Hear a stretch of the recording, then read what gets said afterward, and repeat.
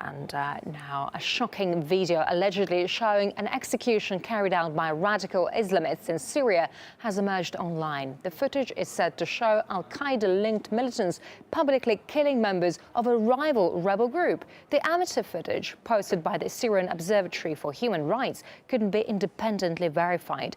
We have to warn you of its graphic nature. The 7 kneeling men on this video are believed to be members of a moderate Islamist group. It's claimed they're being shot dead by members of the Islamic State of Iraq and Levant, a radical organization affiliated with Al-Qaeda. The terror cell has been pressing for more control in rebel-held area against the more moderate elements of the opposition. And for more on that and the prospects of peace in Syria, let's now talk to Hisham Jaber from the Center for Middle East Studies. Mr. Jaber, welcome to RT. It's good to talk to you now. So what does this footage tell you about the situation on the ground in Syria? As you know, several groups are fighting in Syria, starting by the groups who belong to Al-Qaeda, clearly, like Al-Nusra and Daesh, and other Islamic groups who are not officially belong to Al-Nusra. There are a lot of, crimes making and by those groups against people in Syria, and when they fight the Syrian regime,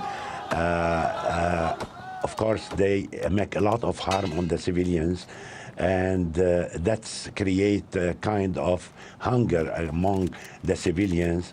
And now you see the Syrian regime is fighting all those groups, including the Free Syrian Army, which is between the Syrian regime and those groups. There is really, a mass in Syria now on the field. The Syrian armed forces are fighting in very strategic and important points around Damascus, because Damascus is priority. And now they started few weeks ago, step by step to fight on Al-Qalamun, based on the strategic importance of those mountains.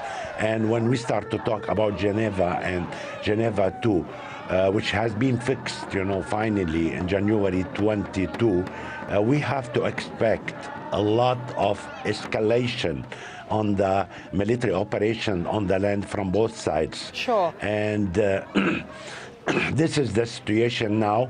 It's not clear, but we can, resume it and say that the first priority now for the Syrian regime is to clean up around Damascus and to kick away those insurgents who started to threaten the capital, shelling mortars and artillery from day to day inside Damascus.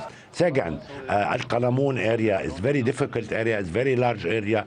There are a lot of districts, but the Syrian army has a new tactics to jump step by step, supported by now there is one division, armored division with 2 brigades, commandos brigade, supported also in Al-Qalamun, I'm talking about it, supported by also militia of Difa al-Watani, national defense, and maybe Hezbollah. Hezbollah did not start in Al-Qalamun now fighting beside the regime, because Hezbollah has another duty, is to forbid those insurgents to go to Lebanon. So they started yesterday to come to Lebanon.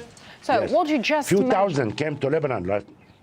Sure. What you just mentioned, is that what you mean, how these atrocities can be prevented? Because obviously, and very briefly if you can, obviously these groups can't be controlled by the official opposition. They can't participate in peace talks. How can we prevent these atrocities? Yes, I think it's the Secretary General or the Assistant, Mr. Ibrahimi, United Nations, and great powers who did, supported Geneva too. They have a lot of work in the next 40 days in order to put the opposition on their tables. We did learn that We're going to have in Geneva 2 tables. One on the right, 9 members represent the regime, and the other present the opposition, 9 members. And in between there is a Secretary General or his assistant. Syrian regime doesn't have any problem. He can nominate in 5 minutes the delegation, the Syrian official delegation. But what we can do with the others? We have several opposition. We have Al-Itilaf coalition. We have At-Tansiq, who did not accept to be under the umbrella of the coalition. We're still talking about the opposition outside. We have the opposition, political opposition inside. What about the Free Syrian Army? Is going to be representative. Second, and who are on the land?